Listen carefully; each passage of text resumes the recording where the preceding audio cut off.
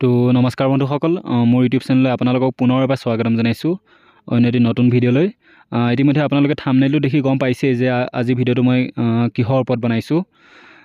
আনন্দ Bora award 2024 online apply কেনেকৈ কৰিব পাৰি তাৰ ওপৰত মই ধুনীয়াকৈ ভিডিঅ'টো বনাইছোঁ। আপোনালোকে সম্পূৰ্ণ ভিডিঅ'টো চাব, আৰু যদি মোৰ চেনেলটোত আজি আপুনি নতুনকৈ আহিছে তেন্তে প্লিজ এবাৰ ছাবস্ক্ৰাইব কৰি ল'ব।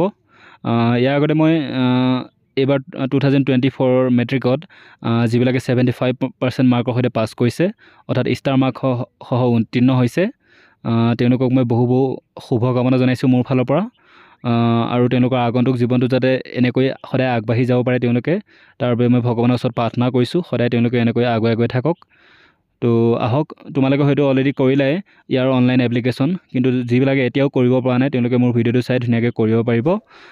তাৰ আগতে তোমালোকে মোৰ চেনেলটো এবাৰ ছাবস্ক্ৰাইব কৰি লোৱা, যাতে এনেকুৱা ধৰণৰ হেল্পফুল ভিডিঅ' তোমালোকে সদায় চাই থাকিব পাৰা। তো আহা ভিডিঅ'টো আৰম্ভ কৰোঁ। তো ফাৰ্ষ্ট আনন্দ বৰা এৱাৰ্ডটোৰ বিষয়ে অলপ মই দুআষাৰ ক'ব বিচাৰোঁ। তো যিবিলাক এলিজিবল ষ্টুডেণ্ট হয়, অৰ্থাৎ 75% মাৰ্ক যিবিলাকে পাইছে বা তাতকৈ ওপৰত, তেওঁলোকেহে এইটো এৱাৰ্ডৰ বাবে এপ্লাই কৰিব পাৰিব। ঠিক আছে। তো এইটো এৱাৰ্ডটো 2005 চনতে লাঞ্চ হৈ গৈছিল। ইয়াৰ টোটেল এমাউণ্ট হৈছে 15,000 দিয়া হ'ব 75% বা তাতকৈ ওপৰত যিবিলাকে পাইছে। ঠিক আছে। তাৰপিছত ইয়াৰ মোড অফ এপ্লিকেশ্যন অনলাইন হ'ব মানে অলৰেডি হৈ গ'লেই আৰু 2024 যিবিলাকে 75% বা তাতকৈ ওপৰত পাইছে মেট্ৰিকত, তেওঁলোকক এইটো এৱাৰ্ড দিয়া হ'ব। আগতে লেপটপ বা কম্পিউটাৰ দিয়া হৈছিল, কিন্তু 2020 চনৰ পিছত যেতিয়া কৰোণা হৈছিল তেতিয়াৰ পৰা 20,000কৈ দিছিল প্ৰত্যেক বছৰে, কিন্তু এইবাৰ পৰা 15,000 দিয়া সিদ্ধান্ত লৈছে চৰকাৰে। ইয়াতে কথাটো লিখাও আছে চাগে ক'ৰবাত।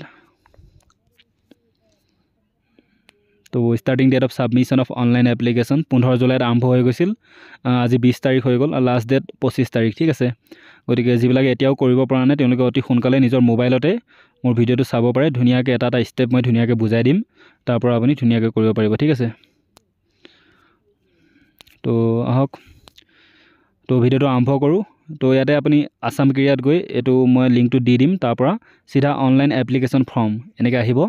চিধা মই এই লিংকটোকে মই ডেছক্ৰিপশ্যনত দি দিম। তাত ক্লিক কৰাৰ লগে লগেই তোমালোকে এইটো পেজটো খোলা যাব তোমালোকৰ। ঠিক আছে। Directorate of secondary education Assam under the department of school education government of Assam. তো আনন্দ বৰা এৱাৰ্ড স্কিম ধুনীয়াকৈ লিখা থাকিব এনেকৈ। তো এবাৰ তললৈ আহা তোমালোকে। তো এইটো পেজটো খোলা যাব। তললৈ অহাৰ লগে লগে লগ ইন হিয়াৰ বুলি আহিব। যদি তোমালোকে অলৰেডি ইয়াত ৰেজিষ্টাৰ হৈ আছা তেন্তে ইয়াত নিজৰ ইউজাৰ নাম আৰু তলত আহি পাছৱৰ্ডটো দি দিবা। বছ লগত লগ ইন হৈ যাব পাৰিব। কিন্তু যিবিলাকে এতিয়ালৈ লগ ইন কৰা নাই, যিবিলাকে ৰেজিষ্ট্ৰেশ্যন কৰা নাই, তেওঁলোকে ডোণ্ট হেভ এন একাউণ্ট দেখিছেনে? ইয়াত দেখিছা? তো তাত আহি ৰেজিষ্টাৰ হিয়াৰত তোমালোকে ক্লিক কৰিব লাগিব। তো এনেকৈ এটা পেজ খোলা যাব ৰেজিষ্টাৰ হিয়াৰত। তো ইয়াত কি কৰিব লাগিব, এইটো পেজ অতি সহজে তোমালোকে কৰিব পাৰিবা। তো SSLC তোমালোকৰ যিটো ৰোল নম্বৰটো, ইয়াত ৰোলটো লিখিবা, তাৰপিছত ছাইডত যিটো আছে এইটোত নম্বৰটো লিখি দিবা, ইয়াত SSLC নম্বৰটো। ঠিক আছে। তাৰপিছতে যিটো ৰেজিষ্ট্ৰেশ্যন নম্বৰ আছে তোমালোকে নিজৰ এডমিট কাৰ্ডখনত পাই যাবা, নহ'লে ৰেজিষ্ট্ৰেশ্যন যিখন কাৰ্ড আছে তোমালোকৰ মেট্ৰিকত তাত পাই যাবা। তাত ইয়াত তোমালোকে এণ্টাৰ SSLC ৰেজিষ্ট্ৰেশ্যন নম্বৰ বুলি আছেনে, ইয়াত ক্লিক কৰি তাত টাইপ কৰি দিবা। তাৰপিছত তোমালোকৰ যদি কিবা ইমেইল ID আছে, নিশ্চয় থাকিব ইমেইল ID, তাত তোমালোকে নিজৰ ইমেইল IDটো ইয়াত টাইপ কৰি দিবা ধুনীয়াকৈ। তাৰপিছত মোবাইল নম্বৰটো কোনটো মোবাইল নম্বৰ দিব লাগিব, যিটো তোমালোকৰ আধাৰ কাৰ্ডৰ লগত লিংক আছে সেইটো মোবাইল নম্বৰ দিব লাগিব। ঠিক আছে। যদি তোমালোকৰ নিজৰ মোবাইল নম্বৰ নাছিল, সেইখিনি সময়ত তোমালোকৰ দেউতাহঁতৰ নম্বৰ আছিল বা মা দেউতাৰ যাৰ নম্বৰ আছিল তেওঁলোকৰ নম্বৰটো ইয়াত দি দিবা। তাৰপিছত তাত এটা OTP যাব, আৰু সেই OTPটো ইয়াত এণ্টাৰ OTP এটা অপশ্যন দেখিছা, তাত OTPটো এটা 6 অংকৰ অৰ্থাৎ 6 ডিজিটৰ এটা OTP যাব। সেইটো ইয়াত টাইপ কৰি ভেৰিফাই OTP বুলি ক্লিক কৰি দিবা। তাৰপিছতে ছাবমিট অপশ্যনটো ক্লিক কৰি দিবা। ছাবমিটত ক্লিক কৰি দিয়াৰ লগে লগেই তোমালোকৰ মোবাইলত এটা হেৰি আহি যাব, কি কয় বোলে, মেছেজ আহি যাব, য'ত তোমালোক এটা ইউজাৰ নেম আৰু এটা পাছৱৰ্ড দিব। তো সেই ইউজাৰ নেম আৰু পাছৱৰ্ডটো দি তোমালোকে লগ ইন হ'ব লাগিব। ঠিক আছে। তো ইয়াত ইউজাৰ নেম আৰু পাছৱৰ্ড দি লগ ইন কৰাৰ লগে লগেই এনেকুৱা এটা পেজ খোলা যাব। অলপ সময় ৰখাৰ পিছতেই এনেকৈ এটা পেজ খোলা যাব। তাৰপিছত লেফ্ট ছাইডত এটা তোমালোকে দেখিছা ষ্টুডেণ্ট এপ্লিকেশ্যন ফৰ্ম বুলি যিটো আছে, তাত ক্লিক কৰিব লাগিব। ইয়াত ক্লিক কৰাৰ পিছতেই এনেকুৱা এটা পেজ খোলা যাব য'ত তোমালোকৰ নিজৰ গোটেই পাৰ্চনেল ইনফৰমেশ্যনখিনি ইয়াত অলৰেডি যিবিলাক আগত ৰেজিষ্ট্ৰেশ্যন কৰোঁতে দিছিলা সেইবিলাক লৈ ল'ব ছাৰ্ভাৰে, বাকীখিনি টাইপ কৰি ধুনীয়াকৈ ইয়াত ফিল আপ কৰিবা। ঠিক আছে। তো ইয়াৰ পিছতে স্ক্ৰল ডাউন কৰি এইটো পেজ খোলা যাব। এটা অল্টাৰনেট মোবাইল নম্বৰ ইয়াত টাইপ কৰিবা। ইমেইল আইডি অলৰেডি আছেই, প্ৰেজেণ্ট ক্লাছ 10 দিবা। তাৰপিছত যদি তোমালোকৰ ডেট অফ বাৰ্থটো চেঞ্জ কৰিছা কেতিয়াবা, যদি নাই কৰা নান, যদি কৰিছা, যদি আধাৰ কাৰ্ড আছে ইয়েছ, আৰু যদি নাই তেন্তে ন' চিলেক্ট কৰিব লাগিব। যদি আছে ইয়েছ কৰি তোমাৰ আধাৰ কাৰ্ডৰ নম্বৰটো ইয়াত ধুনীয়াকৈ টাইপ কৰি দিবা। ঠিক আছে। তাৰপিছত কেণ্ডিডেটছ ফাদাৰ আধাৰ কাৰ্ড নম্বৰ, ইয়াত তোমালোকৰ দেউতাৰ আধাৰ কাৰ্ড নম্বৰটো ধুনীয়াকৈ দিবা। পেৰেণ্টছ কণ্টেক্ট নম্বৰ আহিব তাৰপিছতে, ইয়াত তোমালোকৰ দেউতাৰ কণ্টেক্ট নম্বৰ পেৰেণ্টছৰ। ঠিক আছে। তো ইয়াৰ পিছতে তোমালোকৰ গোটেই এড্ৰেছটো ইয়াত লিখিব লাগিব ধুনীয়াকৈ। এটা কথা ধুনীয়াকৈ শুদ্ধকৈ ভালদৰে চাই চিতি ধুনীয়াকৈ টাইপ কৰিবা। ঠিক আছে। প্ৰেজেণ্ট এড্ৰেছ আৰু পাৰ্মানেণ্ট এড্ৰেছ যদি একেই হয় তেন্তে দুইটা ছেম এজ এবভ কৰি এনেকৈ কৰি দিবা। ঠিক আছে। তাৰপিছত name of the examination centre from where appeared SSLC examination. তো ইয়াত নিজৰ এডমিট কাৰ্ডখন চাই গোটেই বস্তুখিনি ধুনীয়াকৈ টাইপ কৰি দিবা। চেণ্টাৰ ক'ডটো তাতেই পাই যাবা, প্ৰেজেণ্ট কোৰ্চ কি গোটেইখিনি তাতেই পাই যাবা, হয় নহয়? ষ্টেট যিহেতু আছামেই। তাৰপিছত ছাবমিটত ক্লিক কৰি দিবা।